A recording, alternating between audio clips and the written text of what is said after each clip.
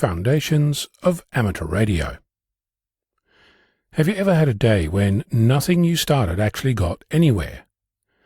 I've had a fortnight like that. Several weeks ago, I wrote a couple of articles about emergency communications and its tenuous relationship with our hobby.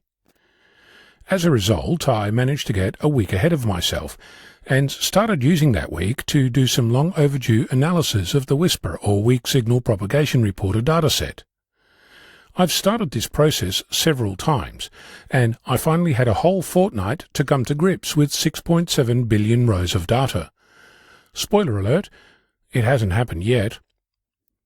The data contains a record of every reception report uploaded to whispernet.org since Tuesday, the 11th of March, 2008 at 22:02 UTC. It's published in compressed comma-separated value text files, and after previously spending weeks of wrangling, I managed to convert each one into an SQLite 3 database.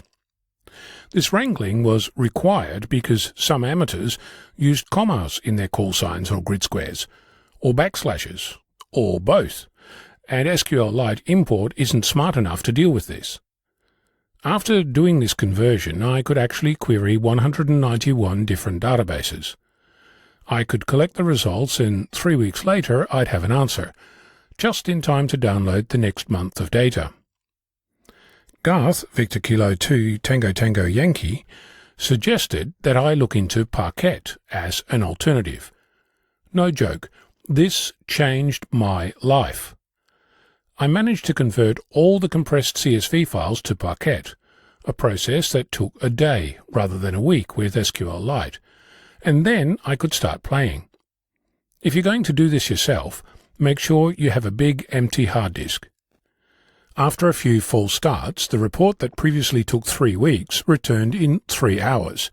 And if we're getting technical, since I know this will make at least somebody laugh, the Parquet files are stored on a USB drive connected to an iMac that has the directory mounted via SSHFS to a virtual Linux desktop machine that's running the duckdb binary inside a Docker container, running on a different virtual Docker machine. If you're keeping track, the database travels across USB via 2 SSHFS mounts to duckdb, and it still only takes 3 hours. So, impressed doesn't even begin to describe my elation. If you're asking why, the answer is that I don't run untrusted binary executables on my host machine. This allowed me to start doing what-if queries when I discovered a fun issue. A chart I generated with minimum, average and maximum power levels over time showed that there was at least one station that was claiming that it was transmitting with 103 dBm. For context, that's multiple times the power of HAARP, the High Frequency Active Auroral Research Program, which in 2012 was the most powerful shortwave station using only 95.5 dBm, or 3600 kilowatts, and only 2 dBm shy of the 105 dBm, or 32 megawatts, used by ANFPS 85, part of the US Space Force's Space Surveillance Network, able to track a basketball-sized object 41,000 kilometers from Earth. In other words, 103 dBm is less of a whisper and more of a roar. Funnily enough, not every receiver on the planet reported these transmissions, but more than one did, so the issue is at the transmitter. Unfortunately, when I started looking for reports using more than 60 dBm, there were plenty to choose from, over 18,000. While that's less than 0.0003%, it made me wonder how much of the data is dirty, and what should I do about it? There's other examples of dirty data. My beacon has been reported on 24 MHz, which is odd since my license conditions do not permit me to use that band. Odder still is that several other beacons, normally on 28 MHz like me, were also reported on 24 MHz by the same station. How often does that happen? I've previously reported the missing data from the hybrid solar eclipse in 2023, just under 2 hours and 12 minutes before the eclipse, and the 38 minutes following it was missing. I've not yet checked to see if it magically reappeared. Then there's the faulty decodes. I've talked about this before. Different Whisper versions are better or worse at decoding, and the point at which it breaks down varies. In other words, some decoded data is inevitably wrong. I have previously charted activated grid squares.